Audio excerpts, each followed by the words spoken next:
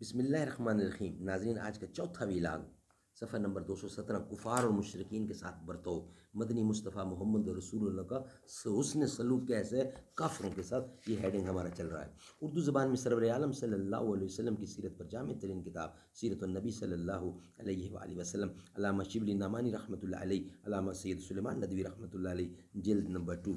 بسم اللہ الرحمن الرحیم، الحمد للہ رب العالمین والصلاة والسلام علی رسولہ محمد وعلی آلہ واصحابہ واہل بیتہ وذریاتہ وازواجہ ومطہراتہ اجمعین، جن کی حسرت ہے کہ وہ خلد کا منظر دیکھیں، جن کی حسرت ہے کہ وہ خلد کا منظر دیکھیں، شہر طیبہ میں چلیں روضے سرور دیکھیں، بوئے اطہر سے معطر ہیں میرے آقا کی، باغ طیبہ کی بہاروں کا مقدر دیکھیں۔ سبحان اللہ، سبحان اللہ۔ حضرت صلی اللہ علیہ وآلہ وسلم کی سیرت پر یہ کتاب ہے۔ حضرت اسماء رضی اللہ بیان کرتی ہیں کہ صلح حدیبیہ کے زمانہ میں ان کی ماں جو مشرکہ تھیں، عیانت خواہ مدینہ حضرت اسماء کے پاس آئیں۔ ان کو خیال ہوا کہ اہل شرک کے ساتھ کیا برتاؤ کیا جائے۔ حضرت صلی اللہ علیہ وسلم کے پاس آ کر دریافت کیا۔ آپ نے فرمایا ان کے ساتھ نیکی کرو۔ حضرت ابو ہریرہ کی ماں کافرہ تھیں اور بیٹے کے ساتھ مدینہ میں رہتی تھیں، جہالت سے حضور اکرم کو گالیاں دیتی تھیں۔ ابو ہریرہ نے خدمت اقدس میں عرض کی کہ آپ نے بجائے غیظ و غضب کے دعا کے لیے ہاتھ اٹھائے۔ حضور اکرم صلی اللہ علیہ وسلم کے گھر کا تمام کاروبار حضرت بلال کے سپرد تھا۔ روپیہ پیسہ جو کچھ آتا تھا ان کے پاس رہتا تھا۔ ناداری کی حالت میں وہ بازار سے سودا سلف قرض لاتے اور جب کہیں سے کوئی رقم نہ آ جاتی تو اس سے ادا کیا کرتے تھے۔ ایک دفعہ بازار جا رہے تھے، ایک مشرک نے دیکھا، ان سے کہا تم قرض لیتے ہو تو مجھ سے لے لیے کرو۔ انہوں نے قبول کیا۔ ایک دن اذان دینے کے لیے کھڑے ہوئے تو وہ مشرک چند سوداگروں کے ساتھ آیا اور ان سے کہا او حبشی۔ انہوں نے اس بدتمیزی کے جواب میں لبیک کہا۔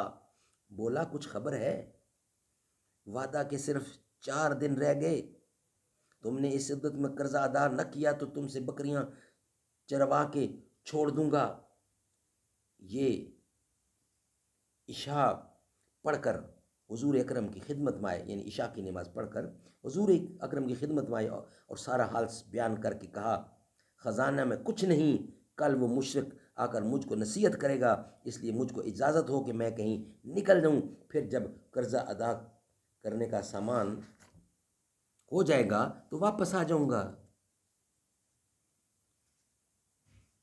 غرض رات کو جا کر سو رہے اور سامان سفر یعنی تھیلا، جوتی، ڈھال سر کے نیچے رکھ لی۔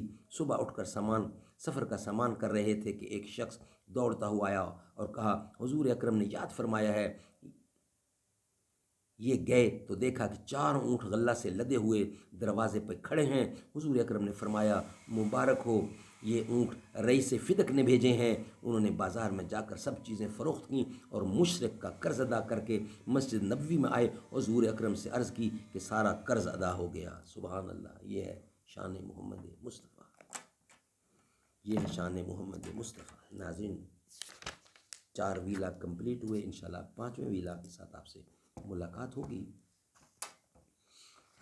اے رسول امین خاتم المرسلین، تجھ سا کوئی نہیں، تجھ سا کوئی نہیں، تیرا سکہ رواں کل جہاں میں ہوا، تیرا سکہ رواں کل جہاں میں ہوا، اس زمیں میں ہوا آسماں میں ہوا، کیا عرب کیا عجم سب ہے زیر نگیں، تجھ سا کوئی نہیں، تجھ سا کوئی نہیں، تیرے انداز میں وسعتیں فرش کی، تیری پرواز میں رفتیں عرش کی، تیرے الفاظ میں خلد کی یاسمین، تجھ سا کوئی نہیں، تجھ سا کوئی نہیں۔